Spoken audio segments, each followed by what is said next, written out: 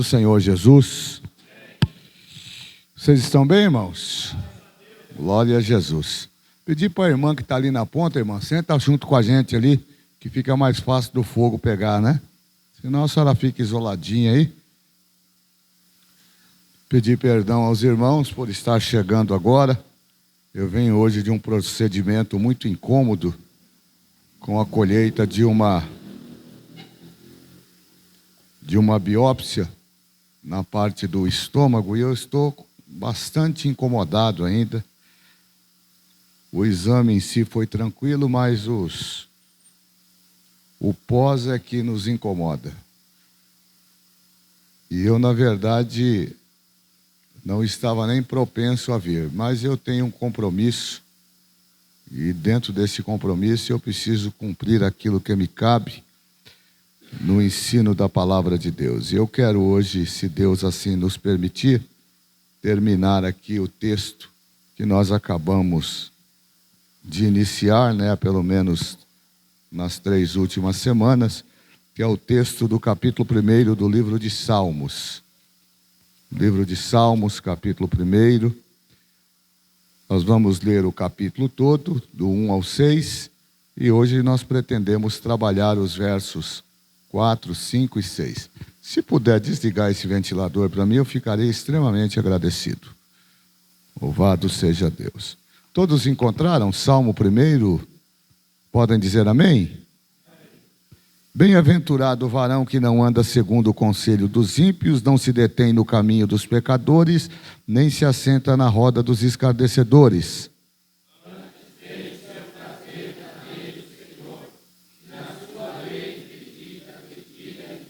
Pois será como a árvore plantada junto a ribeiros de água, a qual dá o seu fruto na estação própria e cujas folhas não caem, e tudo quanto fizer prosperará. Não são assim os ímpios, mas são como a moinha que o vento espalha. Pelo que os ímpios não subsistirão no juízo, nem os pecadores na congregação dos justos.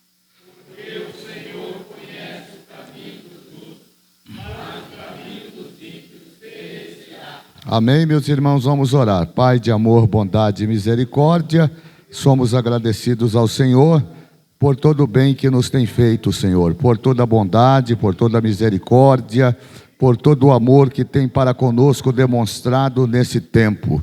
Te louvamos pela oportunidade de retornarmos, Senhor, ao nosso culto de ensino da Tua Palavra, aqui em nossa sede regional, em Francisco Morato, e pedimos que mais uma vez, se for do Teu agrado, usa-nos com inspiração, com graça, para, ao meditar a Tua Palavra, sermos por ela alcançados. Nos ajuda os meus irmãos que comigo se reúnem todas as terças-feiras aqui, para que a palavra pregada, ela possa alcançar o propósito para qual será enviada, a fim de que o Teu nome seja glorificado em nossas vidas. Amém. Louvado seja Deus.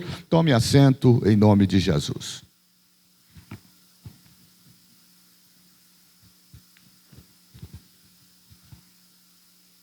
Eu quero iniciar aqui a minha fala nessa noite, agradecendo a Deus aqui a interação e o resultado da nossa última ministração. E eu fico muito agradecido a Deus porque a gente percebe o grau de interesse que as pessoas nesse tempo estão buscando no ambiente da palavra. Em dias em que nós estamos vivendo, em que a palavra tem sido substituída por tantos outros elementos, nós temos roubado da palavra o tempo que lhe cabe na igreja. Eu sou agradecido a Deus porque, pelo menos aqui na nossa igreja, boa parte dos irmãos, não na sua totalidade, mas boa parte, tem se disposto a estar conosco aqui. E a terça-feira próxima passada nós tivemos um culto aqui e a gente não fala com nenhuma pretensão, viu, irmãos? Eu estou atrás da cruz, não é falsa modéstia, mas eu não me julgo um exímio ensinador, pregador, mas eu tenho ao longo desses quase 30 anos no exercício do ministério me dedicado ao ensino da palavra e de uma forma hoje bem mais amena, não é? Porque a idade vai chegando, os pulmões vão cansando, mas eu fiquei muito surpreso com a ministração de terça-feira próxima passada, que já passa de 1.700 visualizações na internet. Então, isso significa dizer que as pessoas estão com fome. As pessoas estão com fome da palavra. Então, que bom seria, né, que os daqui também tivessem essa mesma vontade, né? Mas eu acho que ver todo dia a mesma cara, o mesmo pastor, a mesma voz, talvez não seja muito satisfatório. Mas eu estou agradecido a Deus, porque papai continua na casa e a palavra não é minha, a palavra é dele. Mas hoje, queridos irmãos, eu quero, na parte 3 da minha proposta ao abordar o Salmo 1, não é? Onde nós tematizamos, sugerimos aqui 2 caminhos, 2 escolhas, 2 caminhos, 2 destinos. Eu quero hoje, na parte 3, abordar os 3 últimos versos do capítulo 1, que são os versos 4, 5 e 6, e para isso eu quero lê-los com muita diligência. Não são assim os ímpios, mas são como a moinha que o vento espalha. Pelo que os ímpios não subsistirão no juízo, e nem os pecadores na congregação dos justos, porque o Senhor conhece o caminho do justo, mas o caminho do ímpio, este perecerá. É interessante quando nós olhamos para o verso 4, que o salmista, ele vai descrever os pecadores como pecadores impenitentes. E a palavra impenitente vem justamente do ambiente da impiedade. E a impiedade, como nós tratamos aqui nas últimas 2 semanas, ela está muito atrelada àquela atividade que a gente faz com consciência. É o ato de pecar contra Deus de forma consciente. No direito brasileiro, nós temos a figura desta ação no ambiente do dolo, não é? Eu já expliquei isso aqui em algumas ocasiões aos irmãos. O dolo é diferente da culpa. Parece-nos que no ambiente da impiedade a culpa deveria ser sinônimo da impiedade, mas não é. No direito brasileiro, por exemplo, a culpa é aquele ato que eu pratico, mas sem a intenção de prejudicar aquele ou aquele indivíduo ou aquela coisa que eventualmente me envolveu numa determinada demanda. Então a culpa sempre estará no ambiente da minha não participação ativa. Eu não tive desejo de que aquele resultado fim acabasse como acabou. É diferente do dolo. O dolo, por sua vez, é aquele instinto onde eu determino, onde eu planejo, onde eu preparo, onde eu organizo a execução de um determinado ato. Então, a impiedade no ambiente da legislação brasileira, isso aqui é somente um exemplo, ela estaria atrelada, então, ao instituto do dolo, porque a Bíblia vai tratar o ímpio como aquele indivíduo que conhece a Deus na sua existência, mas mesmo conhecendo a Deus na sua existência, ele nega essa existência. O ateu, por exemplo, é um exemplo muito prático do que eu estou dizendo. O ateu, mas eu não acredito em Deus, mas ele tem que acreditar em alguma coisa. Então ele entende que, embora ele não acredite na pessoa do Deus vivo, ele sabe que existe acima dele um ser soberano, poderoso, que governa tudo e governa também todas as coisas. Então, quando você vai para o Salmo primeiro, o Salmo vai apresentar, então, esses indivíduos no ambiente da impiedade como pecadores impenitentes. E é muito interessante porque o Salmo ele vai desenrolar aqui pelo menos 3 quadros horríveis acerca desses pecadores impenitentes. Veja que coisa interessante. Num primeiro momento, o Salmo vai apresentar o ímpio ou o pecador impenitente como uma moinha lançada para longe por forças que não conseguem ver. Ou seja, o salmista está dizendo que a vida do ímpio não é uma vida por ele controlada, não é o ímpio que controla a sua vida, mas é o próprio espírito do mal, e ele não consegue se aperceber disso.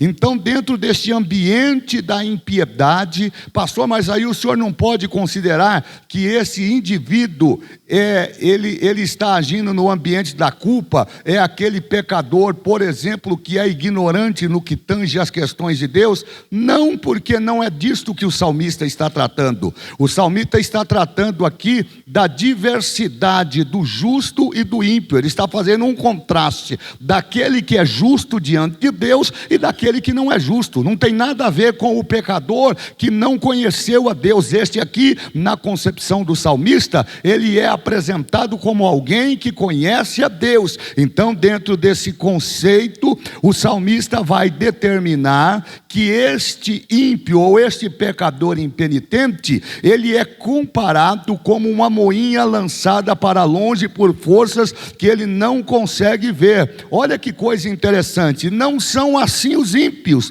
mas são como a moinha que o vento espalha. É interessante que a gente sente o vento, mas a gente não sabe da onde vem o vento e nem para onde o vento vai. Olha o que o salmista está dizendo. Ele está dizendo que o ímpio está nesse mesmo patamar. Ele não sabe para onde vem e nem para onde vai. Por quê? Porque a sua vida, embora ele acredite que ele tenha o controle sobre ela, ele não tem controle nenhum sobre ela, porque ele está sobre os efeitos e sobre as ações do próprio inimigo. É por isso que hoje você vê, por exemplo, tragédias anunciadas em que pessoas que dentro da sua faculdade racional, mental, normalizada, não deveriam ou não poderiam praticar determinadas ações. E por que as pratica? As pratica porque de verdade não tem o controle absoluto sobre a sua vida espiritual.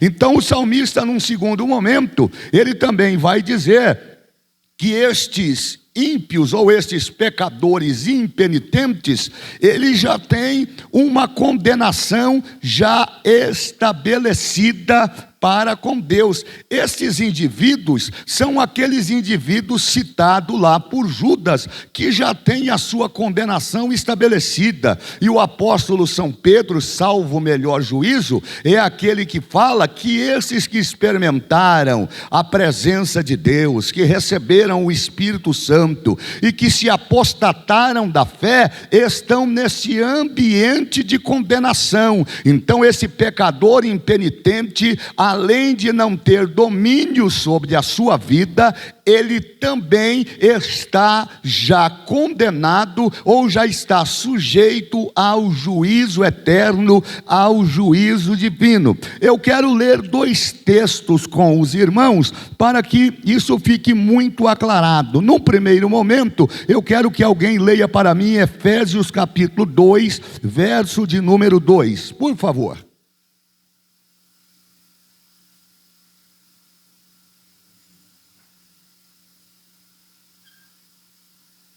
Efésios 2, 2 e 2. Em que noutro tempo andaste segundo o curso deste mundo, segundo o príncipe das potestades do ar, do espírito que agora opera nos filhos da desobediência. Pronto, está esclarecido então. Então esse ímpio ou esse pecador impenitente, que o salmista está falando aqui está sendo apontado por Paulo agora nas declarações de Paulo aos Efésios, no capítulo de número 2, verso de número 2. Ainda no ambiente da condenação na presença de Deus nos dias do juízo, nós temos algumas coisas interessantes, não é? O verso de número 5 do capítulo 1 do livro de Salmos. Pelo que os ímpios não subsistirão no juízo, nem os pecadores na congregação dos justos. Eu achei muito interessante isto. E por quê, meus amados irmãos? Porque a Bíblia, ela é muito clara em dizer que, embora o pecador, o ímpio, na sua comodidade cotidiana, entenda ou acredite que esteja no controle, ele vai num ambiente de enganar e de ser enganado.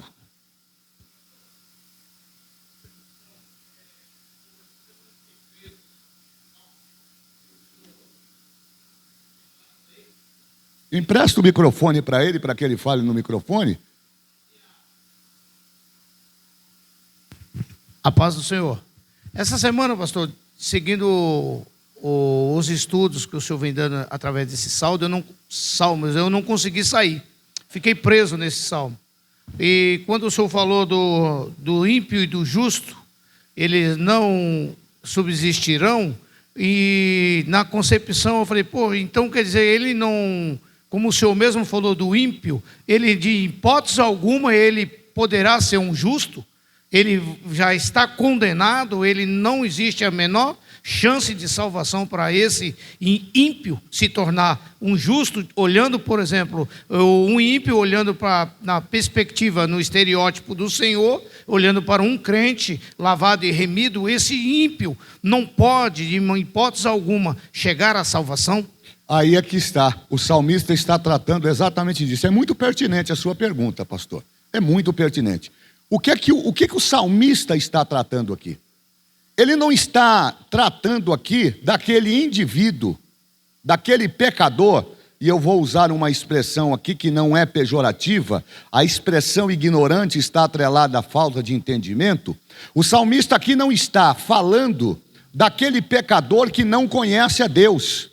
O salmista aqui no Salmo 1, ele está fazendo um contraste do justo que vive com Deus e do ímpio que se nega a caminhar com Ele.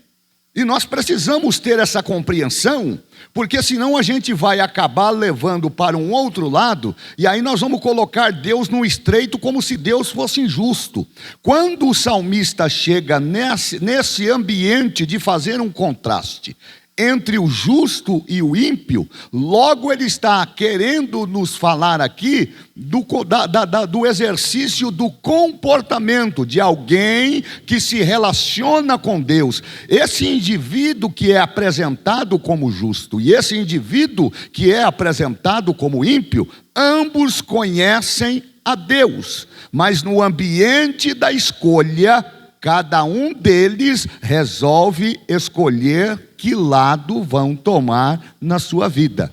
É por isso que, se o senhor olhar e observar, já que se deteve e está se detendo no estudo dos Salmos, o senhor vai ver que existe uma sequência lógica da própria declaração nos 6 primeiros versos. E aonde está a lógica do capítulo 1? Os 3 primeiros versos estão demonstrando para nós como é que nós podemos, num ambiente de busca pela felicidade, alcançarmos a plenitude da felicidade. O salmista está dando uma sugestão e está dando uma receita, se é que eu posso colocar assim, irmão Valdir, de como nós devemos ser felizes. E por quê? Porque ele vem na contramão e no contraste de tudo aquilo que o ímpio diz. E aí, quando eu falo disso aqui, eu me lembro, por exemplo, do Salmo 73, em que Asaf, que é um dos autores dos Salmos, o Salmo 73, por exemplo, é a maior expressão do que eu estou dizendo. O Asaf, ele entra em uma espécie de conflito interior por ver o avanço, o progresso do ímpio ímpio, enquanto ele que é justo está sendo cercado e afligido todos os dias pela opressão promovida por este ímpio que também conhece a Deus. Então olha que coisa interessante, pastor Ronilson, olha que coisa interessante. O salmista agora, a partir do verso 4, ele está dizendo que embora este ímpio não saiba de onde vem e para onde vai, ele conhece, ele tem conhecimento da existência de Deus. E aí o salmista ele faz questão de apontar e dizer: olha, em contraste com os justos, pastor Djalma, os ímpios não são assim. E por que que os ímpios não são assim? Porque eles, ao contrário do justo, que tem uma vida própria, que tem as raízes plantadas junto a ribeiros de água, o ímpio é diferente. O ímpio não tem alicerce, o ímpio não tem raiz, o ímpio vai de acordo com o que a sua impiedade promove e instrui ele a caminhar. Aí ele diz assim: não são assim os ímpios, mas eles são como a moinha que o vento espalha. E aí no verso 5 ele vai dizer qual é o resultado disso. Ele vai dizer: por quê? Pelo que os ímpios não subsistirão no juízo, e nem os pecadores na congregação dos justos. E aqui eu gostei disso, porque o salmista está dizendo que os ímpios, por mais bem-sucedidos que sejam, eles não sobreviverão.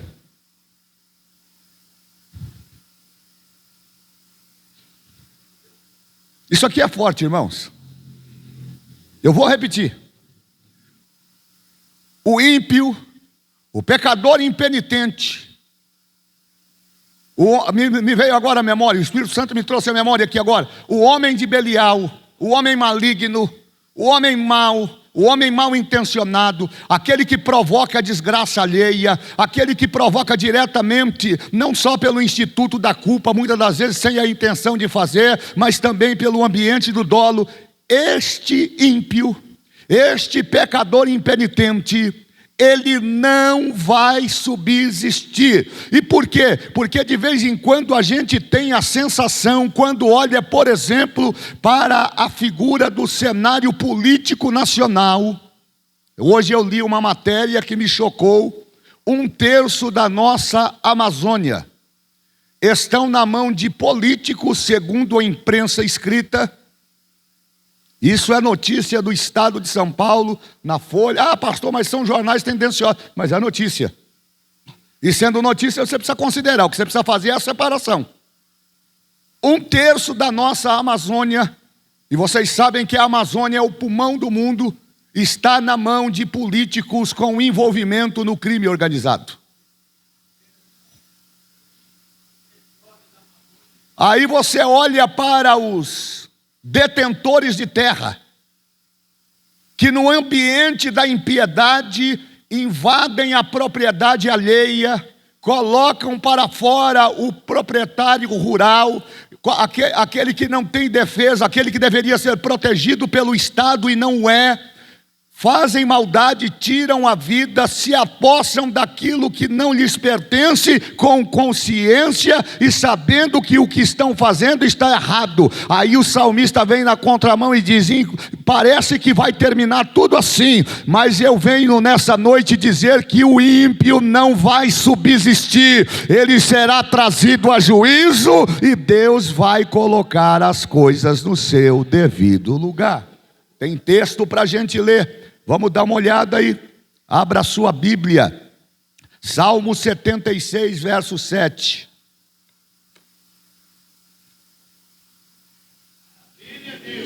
Eu não sei se o calor é do calor mesmo ou é da anestesia que ainda está me envolvendo aqui. Salmo 76, verso 7. Depois alguém leia para mim aí. Malaquias 3:2. Tu és terrível, e quem subsistirá à tua vista se te irares? Está aqui. O salmista está dizendo que Deus é um Deus que está vendo tudo. Deus é um Deus que está vendo tudo. E se Deus se... Pastor, mas Deus se ira para cumprir o seu juízo, sim. Para cumprir o seu juízo, sim. Acho que é Malaquias 3:2. Dá uma olhada aí, se é isso mesmo.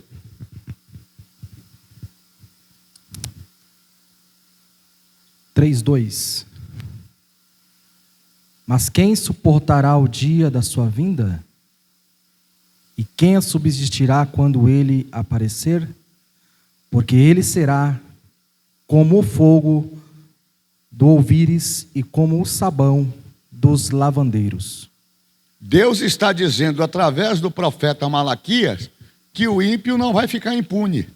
Fica impune por força de uma legislação fraca. Fica impune por força da nossa falta de compromisso em combater a impiedade. Porque nós também temos responsabilidade nisso.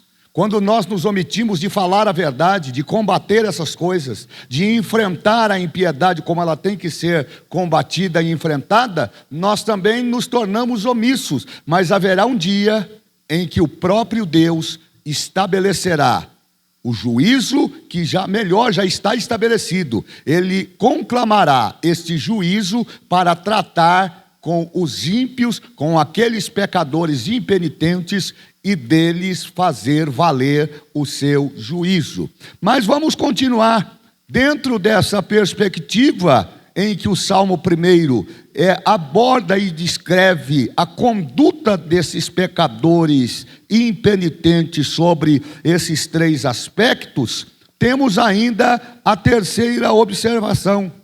Eles não só não têm domínio sobre si, eu acho muito forte isso. E isso para nós é uma lição. Isso para nós é uma lição.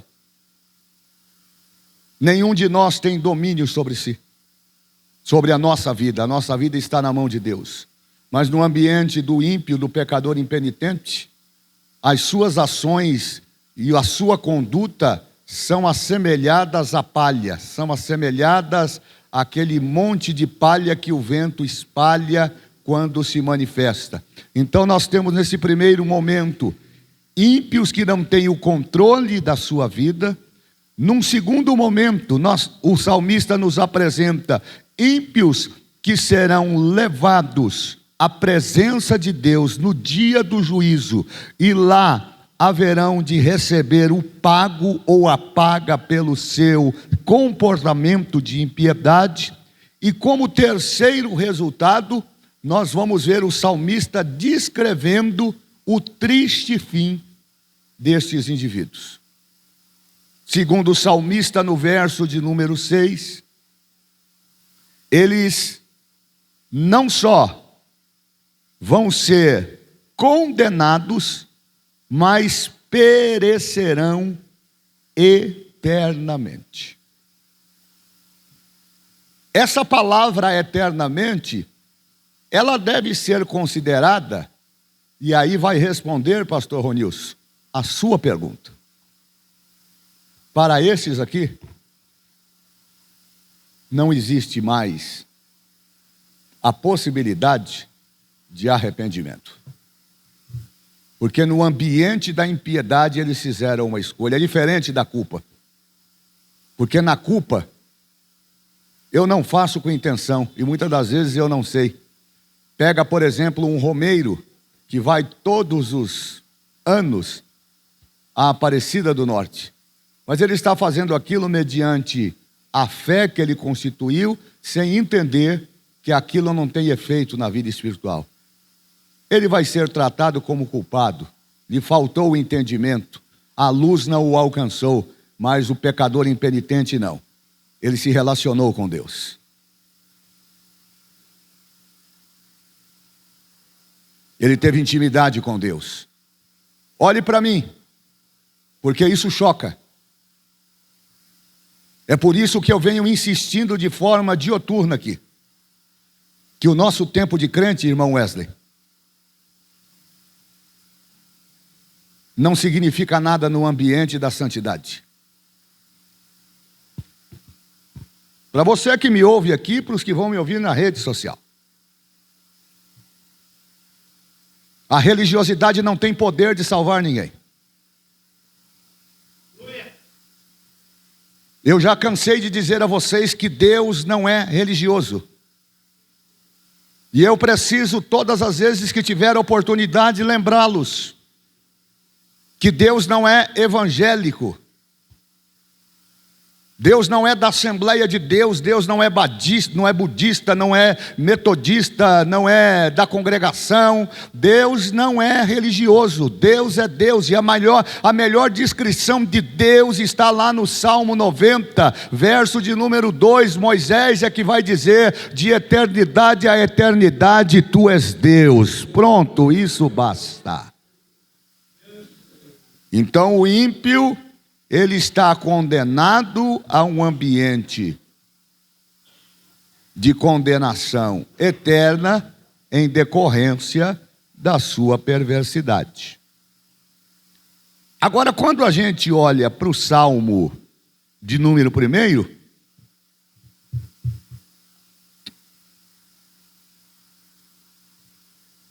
o verso de número 3, ele vai terminar de uma forma muito agradável. No verso 1, o salmista dá a receita da felicidade. E ele faz isso em 3 estágios. Quer ser feliz? Não ande segundo o conselho do ímpio. Quer ser feliz? Não se detenha no caminho do pecador. Quer ser feliz? Não se assente na roda do escarnecedor. É a receita, diga comigo, receita de felicidade. Receita de felicidade. E como é que eu preparo num ambiente, vamos imaginar aqui no ambiente da culinária. Como é que eu preparo esse bolo? Ele vai do verso 2. Eu quero ser feliz, e como é que eu posso ser feliz? Verso 2.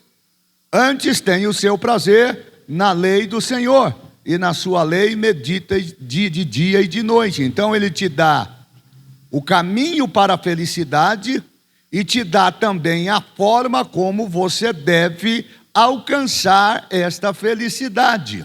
E como resultado, a junção dos versos 1 e 2, ele vai dizer a você como é que a felicidade vai se aplicar a partir dessa conduta, dessa escolha ou deste comportamento que você resolver adotar para a sua vida. No verso 3 ele vai dizer: pois será como a árvore plantada junto a ribeiros de água, cujo seu fruto dá na estação própria e cujas folhas não caem, e tudo quanto fizer prosperará.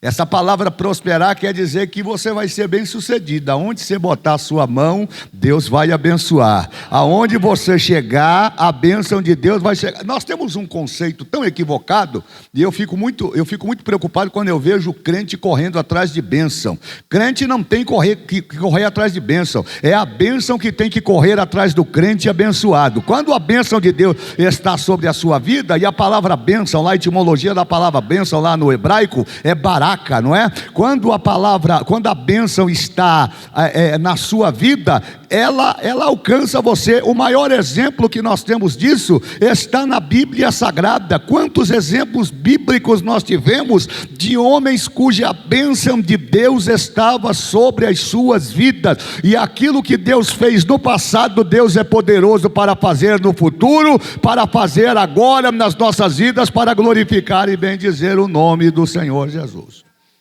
Então, da segunda metade do Salmo, que compõe agora os versos 4, 5 e 6, eu fiz aqui algumas anotações que eu quero dividir com vocês. Então, o Salmo primeiro, agora na sua segunda metade, vai trabalhar de forma simetricamente oposta àquilo que está nos 3 primeiros versos. Porque nos 3 primeiros versos o salmista está tratando de felicidade. Mas nos próximos 3 versos, 4, 5 e 6, o salmista estará falando de condenação, de juízo e de sofrimento eterno. O contraste nasce aqui. No ambiente da escolha, você não é obrigado a servir a Deus. Mas se desejar servir, você tem que escolher de que lado você quer ficar. O que o salmista está dizendo no Salmo 1 é que aqui desse ambiente, pastor Aguinaldo, não dá para ficar em cima do muro. Um dia eu sou justo e outro dia eu não sou justo. Um dia eu sou crente e outro dia eu não sou crente. Um dia eu falo a verdade, no outro dia eu pronuncio mentira. Eu tenho um comportamento dúbio, eu tenho um comportamento disfarçado. Eu sou uma espécie de camaleão que me adequo ao ambiente, que me adequo ao local aonde eu estou inserido. Não, o salmista está dizendo: justo é justo, ímpio é ímpio, e o justo será conhecido pelos seus frutos, e o ímpio também será conhecido pelos seus frutos. Então, dentro desta visão, o salmista vai trabalhar de forma bastante simetricamente falando, trazendo uma outra visão abstrata a partir do verso de número 4. A parte A do verso 4 nada mais é do que uma metáfora. Ele vai usar a metáfora da palha que o vento dispersa, ou que o vento assopra e a gente não sabe para onde vai. Olha que coisa interessante. Em seguida, ele vai nos fazer refletir a partir do verso 5, parte A, e verso 6, parte B, adotando também uma linguagem abstrata. Por quê? Porque ele vai dizer que os ímpios não vão subsistir no juízo, ou seja, ele está dizendo que no juízo o ímpio não vai ter palavra, o ímpio não vai ter voz, o ímpio não vai poder subornar o juiz, o ímpio não vai poder comprar advogado, o ímpio não vai poder mudar ou alterar a sentença. O ímpio faz isso aqui, compra a magistratura, pisa em cima do mais fraco, joga para fora, amaldiçoa, rouba, tira, mas diante do supremo juiz, o ímpio não vai subsistir, ele vai ser condenado e vai ser lançado no fogo do inferno. Então é muito interessante, e aí nós vamos descobrir, por exemplo, que a partir do verso de número 3, quando ele trata aqui sobre a árvore plantada junto ao ribeiro, ele está trazendo à nossa mente uma imagem de uma árvore que, já disse a semana passada, ela não nasceu de forma nativa, ela não nasceu ali. Veja como o ambiente da escolha, ele se conjuga com a declaração do salmista. Essa árvore plantada junto a ribeiros de água, ela não nasceu ali, ela foi plantada. E por que ela foi plantada? Porque esse justo escolheu estar na presença do Senhor. Então ele vai usar a imagem de uma árvore, não é? Para que ele possa demonstrar a longevidade, a expectativa de vida daqueles que resolvem servir a Deus em obediência. Pode ser que neste caminhar nem tudo aconteça como a gente preparou, como a gente planejou, mas isso não significa dizer que Deus não tem o controle da nossa vida. Deus tem o controle de tudo, Ele sabe o que é melhor para nós, e dentro deste ambiente, Deus só vai deixar acontecer na nossa vida aquilo que estiver dentro dos seus planos. Então não se entristeça. Eu posso estar falando aqui hoje a alguém cujo ano já está chegando no final, e alguém pode estar dizendo assim: mas esse ano para mim foi um ano muito difícil, foi um ano desafiador, foi um ano que tudo deu errado. Mas você deve levantar a sua mão, porque se você está plantado junto a ribeiros de água, a palavra está sugerindo a você que olhe para trás. Pode ser que nada tenha dado certo para você dentro da sua perspectiva, mas olha que coisa maravilhosa, você está aqui, não faltou pão sobre a tua mesa, tem saúde dentro da tua casa, Deus tem cuidado de você e tem cuidado dos mínimos detalhes da sua vida. Isso já basta. O problema é que a gente reclama demais, não é? O problema é que a gente exige de Deus muitas coisas e não compreendemos que o cuidado de Deus, ele não é um cuidado superficial. Ele é um cuidado, e também não é um cuidado assistencial, mas ele é um cuidado paternal. Eu vou repetir: o cuidado de Deus para nós não é um cuidado superficial. Deus não cuida como se Ele tivesse um mero interesse de receber a nossa adoração, porque aí não teria sentido. Deus não quer que nós o sirvamos por aquilo que Ele nos dá, irmãos.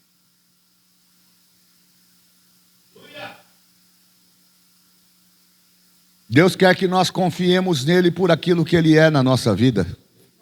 Logo, esse cuidado de Deus não é superficial. Deus não trata efeitos, Deus trata causas. Numa linguagem para você entender, Deus não vai te dar dipirona para tirar a dor de cabeça. Ele vai tratar a causa da dor de cabeça e vai te dar saúde para glorificar e bendizer o nome do Senhor. Esse cuidado também não é assistencial, porque Deus não é assistente social. Deus é Deus da sua vida. Está cuidando de você, pastor, mas não está dando certo. E aí o diabo nos explora nessas fraquezas, está vendo? Deus não está olhando para você. Lembram de Jó, capítulo 1? Quando o diabo vai questionar com Deus a fidelidade de Jó, também o Senhor dá tudo para ele? Não, por isso não. Se você quiser experimentar a fidelidade dele, eu te dou a autoridade de tocar em tudo que Ele tem. O cuidado de Deus não é só assistencial, porque Deus não é um Deus assistencialista. Deus é um Deus que cuida dos mínimos detalhes. Deus só não permitiu que o diabo tocasse na vida de Jó, mas tudo que Jó tinha foi tirado pelo diabo. Mas Jó nos dá uma lição de perseverança, de comprometimento e, acima de tudo, de dependência de Deus. Quando ele não tinha mais nada, e ele tinha todos os motivos para dizer: é verdade, Deus me esqueceu. Ele levantou-se e declarou em alto e bom som: nu eu vim do ventre da minha mãe, nu tornarei para lá. O Senhor deu, o Senhor tirou, bendito seja o nome do Senhor. Isso é a atitude de quem confia em Deus. Mas e o ímpio? O ímpio não pode fazer isto. E por quê? Porque a palha, e a metáfora do salmista com relação à palha, ela é muito interessante, porque na verdade, se você analisar no ambiente da agricultura, a palha ela tem uma função. Preste atenção nisso. Mas ela tem uma função com tempo determinado. Após ela ter cumprido a sua função no processo de crescimento do grão, ela perde a sua utilidade. É por isso que na hora do manejo, pastor Fauéder, o agricultor, ao pegar o grão,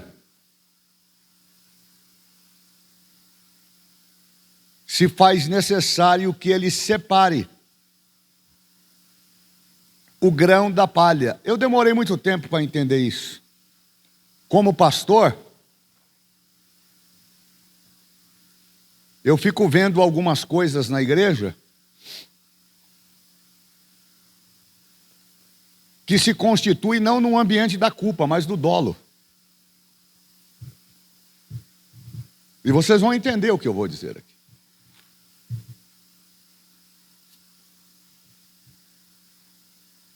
Muitas das vezes determinados comportamentos, e que são inerentes do ser humano,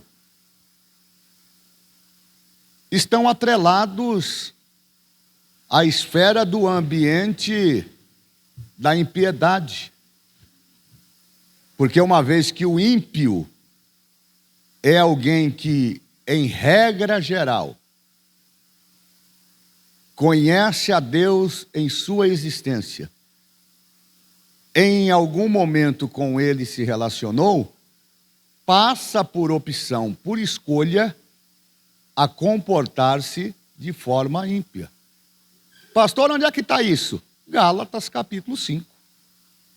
Alguém quer ler para mim?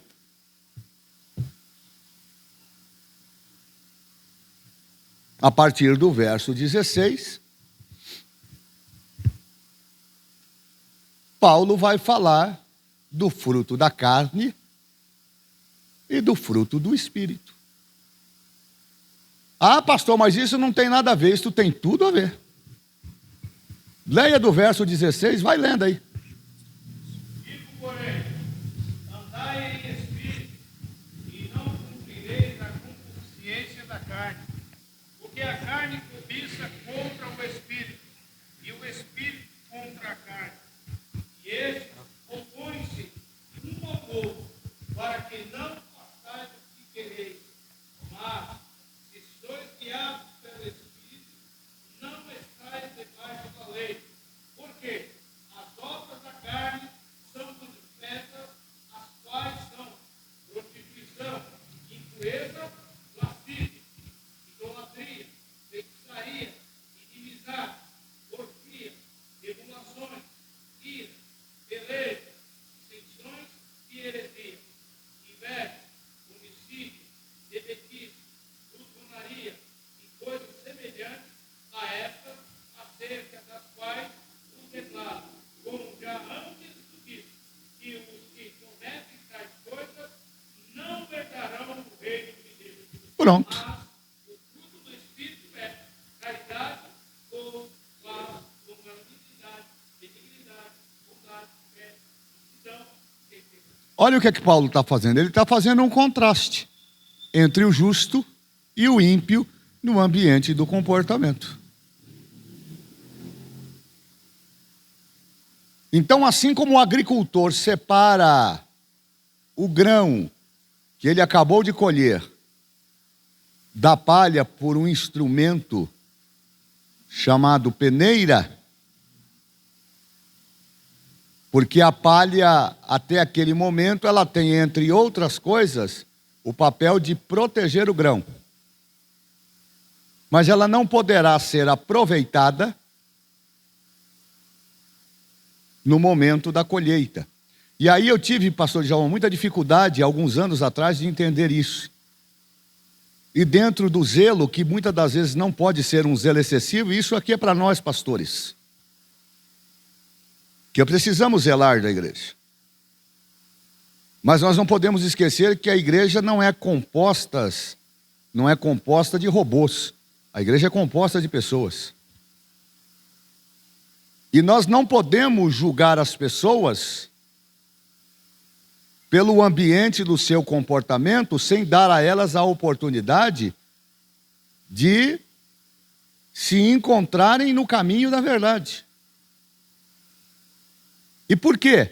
Porque assim como a palha, ela faz parte do crescimento do grão, mas no momento da colheita, ela será separada do grão e vai ser dispersada pelo agricultor, assim o joio será tirado do meio do trigo quando o lavrador dos céus vier buscar aquilo que é seu. Isso significa dizer que nós não estamos aqui no condão de tribunal para julgar fulano ou beltrano. É necessário que estes indivíduos passeiem e permeiem em nossa volta para que nós não nos esqueçamos do nosso compromisso enquanto crentes fiéis. Eu não tenho que ser fiel por conta do mandamento ou do estatuto ou do regimento da igreja. Eu tenho que ser fiel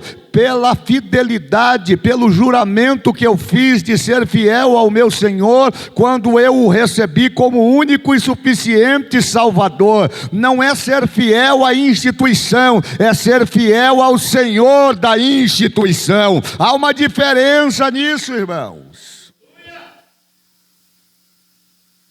Porque a igreja não é sindicato.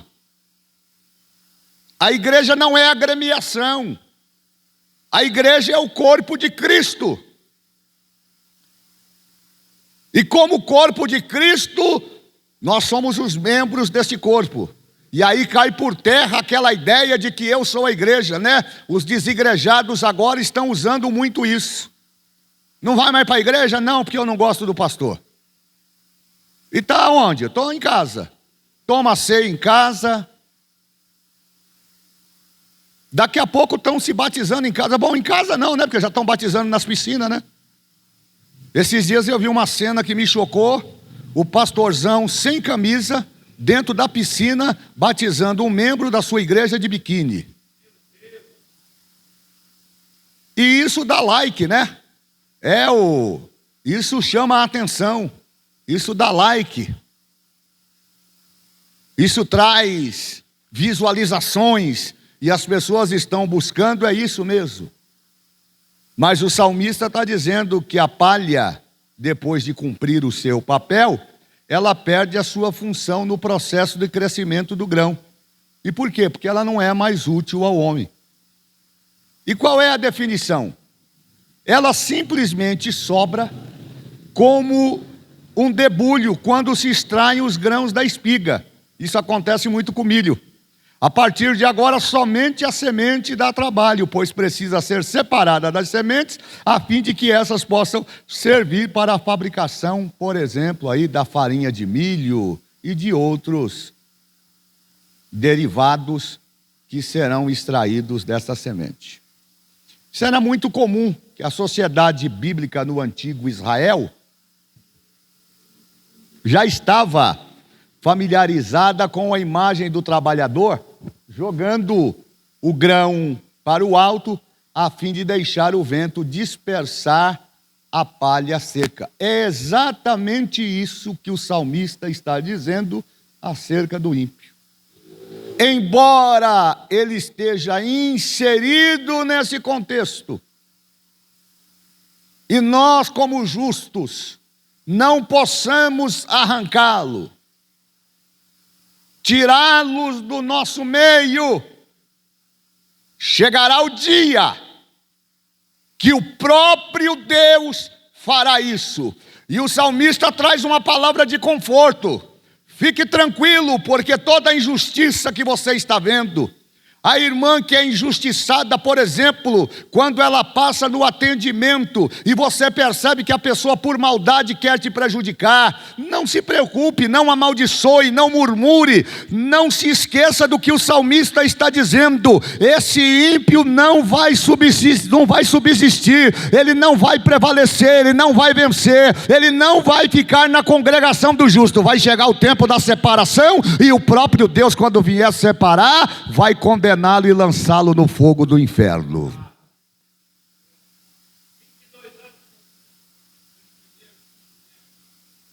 Vai entendendo aí.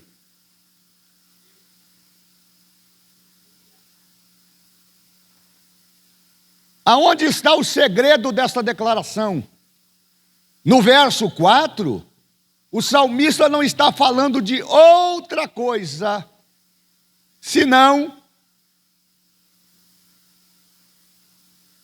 no propósito de nos indicar a inutilidade daquele que pratica a perversidade. Por isso que ele vai comparar o ímpio a uma palha seca. Ele está dizendo que o ímpio tem que estar no meio, sim, e dá uma olhada aí para o teu irmão, porque isso aqui é pedagógico. Diga para ele aqui, não é você que vai tirar.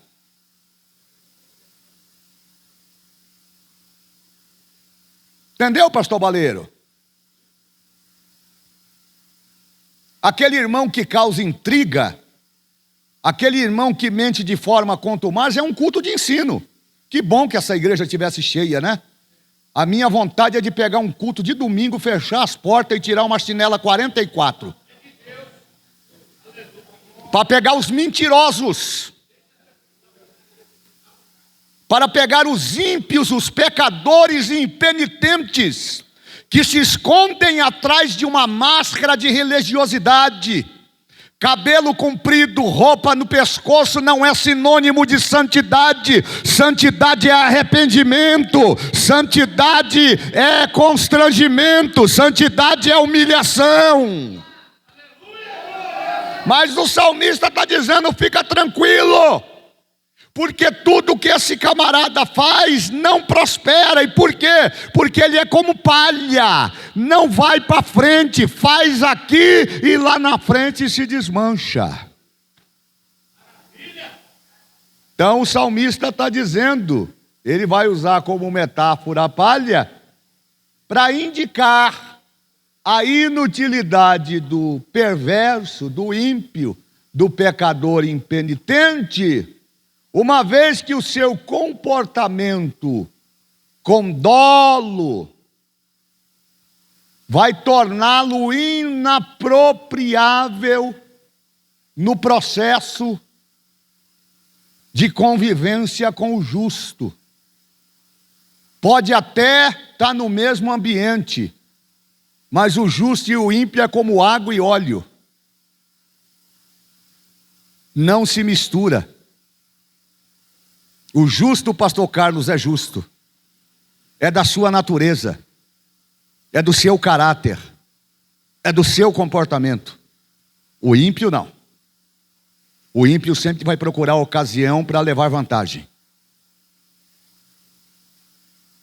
Hoje nós vivemos uma sociedade constituída, entre outras coisas,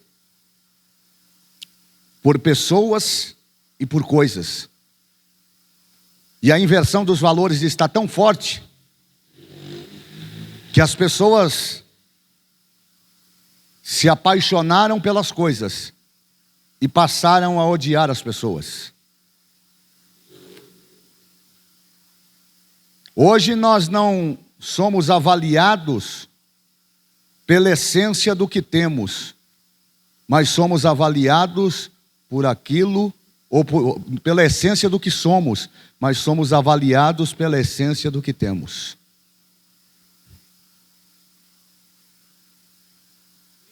Mas descanse o seu coração, porque o verso de número 5 diz que estes perversos, eles serão levados ao tribunal. A gente fica olhando o pastor Manuel, o senhor que vem de um estado cujos índices de violência ainda são muito marcantes, principalmente no agreste de Pernambuco.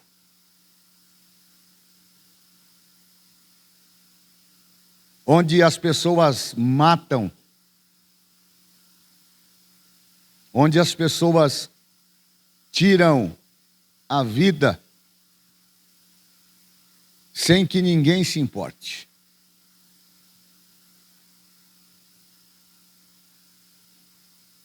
Quantas famílias sofrem dentro do Instituto da Impiedade por uma falta de resposta de quem deveria dar respostas. E muitas das vezes, pastor Davi Gregório, até nós, passamos por determinadas situações nas nossas vidas em que somos sufocados pelo ímpio. E nesse ambiente, pastor Djalma, em que a verdade, ela agora é apresentada como mentira, e a mentira tem se tornado verdade, de vez em quando nós temos a sensação de que as coisas não vão melhorar.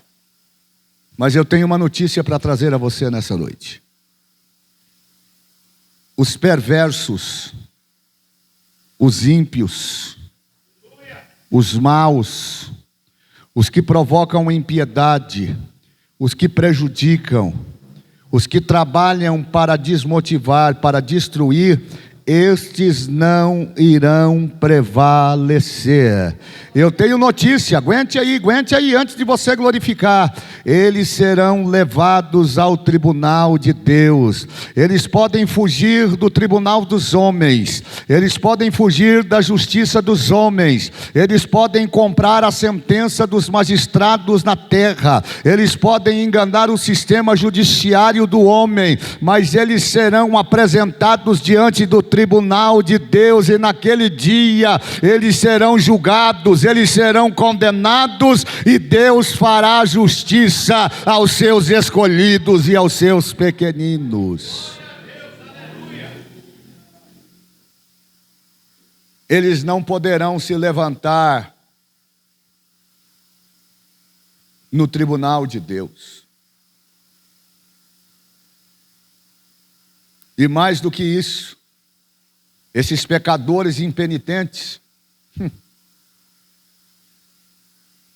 não poderão assentar-se na Assembleia dos Justos. Pastor, e quando vai se dar isto? Esse texto que eu vou citar a vocês agora,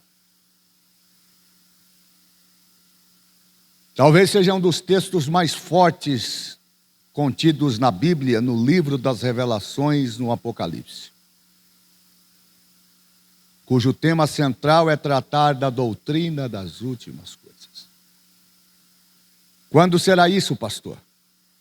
Apocalipse capítulo 20, verso de número 11.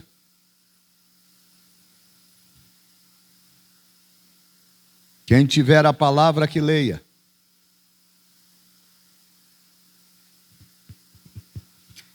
E vi um grande trono branco, e o que estava assentado sobre ele, de cuja presença fugiu a terra e o céu. Não se achou lugar para eles. E vi aos mortos, grandes e pequenos, que estavam diante do trono, e abriram-se os livros, e abriram-se outro livro, que é o da vida. E aos mortos foram julgados pelas coisas que estavam escritas nos livros, segundo as suas obras.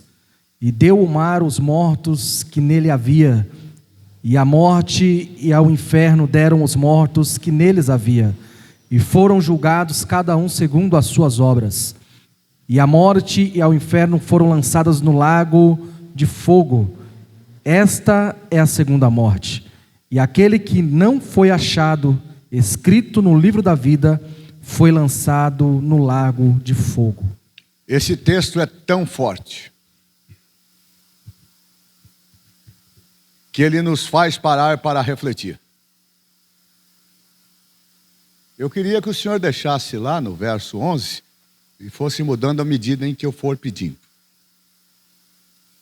Esse é o julgamento que será estabelecido no grande trono branco.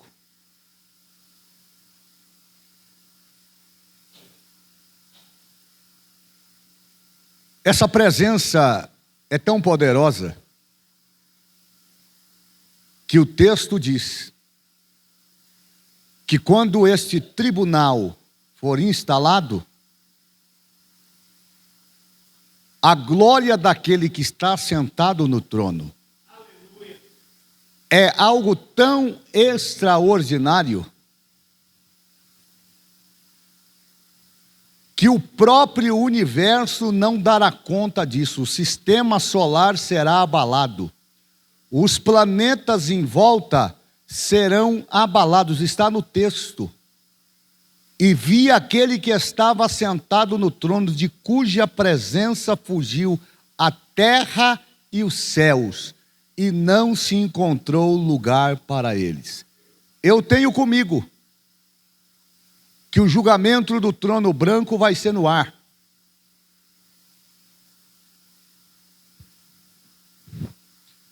E uma vez que Deus quer julgar aqui os ímpios,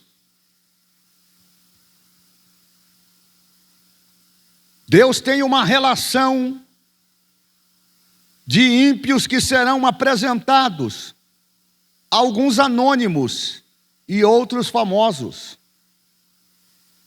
Seguramente estará lá Hitler, que matou mais de 6 milhões de judeus. Está lá Mussolini. Seguramente estará lá Nero, que se satisfez com o sangue dos cristãos nas arenas. Estará Voltaire, um dos maiores pensadores do século XX, ou da sua época, que negou até a sua morte a existência de Deus. Estarão os grandes poderosos da terra, estarão reis, estarão generais, estarão pessoas importantes e pessoas anônimas. E a Bíblia vai dizer que estes nomes estão registrados no livro de Deus. E eu fiquei pensando comigo sobre isso. Porque o verso a seguir vai dizer: e vi os mortos grandes e pequenos, que estavam diante do trono, e abriram-se os livros. Como Deus é justo, e Ele dá oportunidade a todo mundo, naquele dia, pastor Valdemar, ninguém vai poder dizer que não teve oportunidade. Não, eu estou aqui porque eu não sabia. Percebe aqui, irmão Ronilson, como não dá para tratar o ímpio como aquele pecador que carrega consigo culpa por não conhecer a Deus? Ele se conhece. E abriram-se os livros, seguramente serão colocados os 66 livros da palavra de Deus. E abriu-se outro livro, que é o livro da vida. E os nomes e os mortos foram julgados segundo as suas obras. E o que é mais forte? Pelas coisas que estavam escritas nos livros segundo as suas obras. Eu tenho uma palavra de Deus para você. Todo sofrimento, toda injustiça, meu Deus do céu. Tome cuidado com o tipo de escolha que você está fazendo, com o tipo de comportamento que você está exercendo, porque tudo está sendo anotado. Eu comentei aqui uma vez, eu gosto muito de assistir aquele programa, quando tenho tempo, hoje já não tenho mais tempo disso, né? Aquele programa, o National Geographic. E eu me lembro quando os americanos inventaram aquele telescópio Hubble. Deve ser isso mesmo, que eu sou péssimo de inglês. Eu achei aquilo a maior descoberta da humanidade. A capacidade que aquele telescópio tem de fotografar galáxias que ainda não foram exploradas e não foram ainda conhecidas pelo homem, mas pelas suas potentes lentes. Os cientistas começaram a fotografar várias partes do universo. Pastor Fauéder, eu fiquei fascinado com aquilo. Mas eu também fiquei fascinado com a tecnologia, que os americanos são danados mesmo, que eles inventaram na guerra do Iraque, para descobrir, por meio de sensores que medem o calor humano, aonde estavam escondidos os terroristas na invasão do Iraque, e as bombas caíam certeiramente.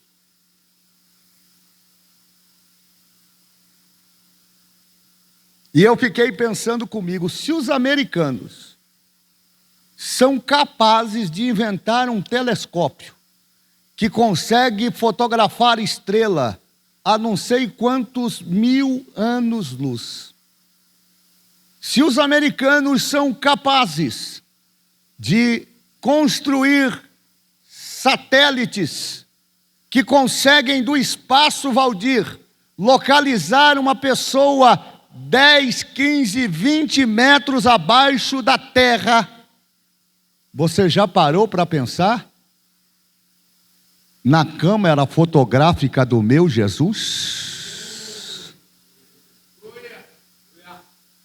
Deus vê o que o pastor não vê.